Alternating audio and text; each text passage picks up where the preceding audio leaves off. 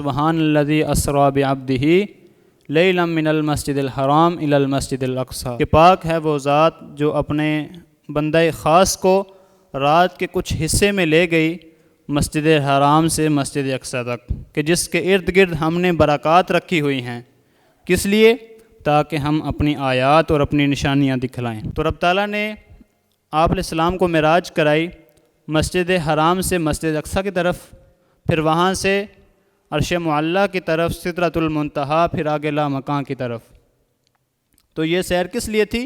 عام الحزن کے اندر جب آپ علیہ السلام کے اوپر غم کا بوجھ زیادہ ہوا تو رب تعالیٰ نے اپنے پاس بلایا، محبوب کو سیر کرائی۔ تو پھر آپ پہلے مسجد حرام تشریف لے گئے اور اس کے بعد وہاں سے مسجد اقصی کی طرف۔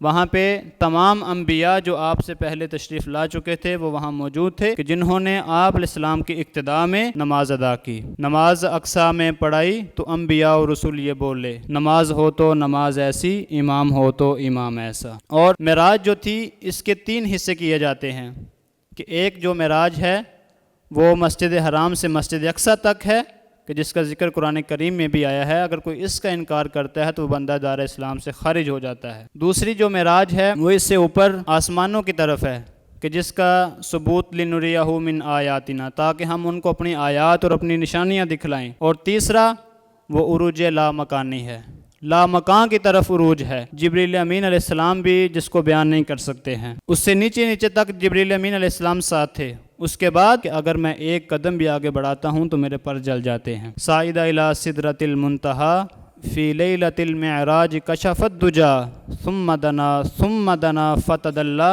فکان قاب قوسین او ادنی، کہ معراج کی رات آپ اتنا قریب چلے گئے، اتنا قریب چلے گئے کہ گویا کہ آپ کے اور اللہ تبارک و تعالیٰ کے درمیان کوئی فاصلہ نہ ہو۔ بارگاہ خداوندی میں جب آپ علیہ السلام حاضر ہوئے تو یہ نذرانہ پیش کیا کہ التحیات للہ والصلوات والطیبات، تو رب تعالیٰ نے آگے سے ارشاد فرمایا کہ السلام علیک ایھا النبی، کہ اے نبی تمہارے اوپر بھی سلامتی ہو۔ آپ علیہ السلام نے صرف اپنے اوپر سلامتی نہیں کہی، کچھ لوگ جو ہیں وہ اس بات کا انکار کرتے ہیں کہ معراج صرف یہاں تک ہے، آسمانوں کی یا اس سے اوپر کی نہیں ہے، بلکہ اس سے اوپر کی معراج کو ماننے میں بھی ہمارا ہی فائدہ ہے، کیونکہ جب رب تعالیٰ کی طرف سے سلامتی حضور نبی کریم علیہ السلام پر آئی تو آپ علیہ السلام نے فرمایا کہ السلام علینا وعلی عباد اللہ الصالحین، کہ سلامتی ہم پر بھی ہو اور اللہ کے تمام نیک بندوں کے اوپر بھی ہو۔ فرشتوں نے جب یہ بات سنی، یہ گفتگو سنی، تو کہا کہ اشہد ان لا الہ الا اللہ واشہد ان محمدًا عبدہ ورسولہ۔ تو یہ وہی تشہد ہے،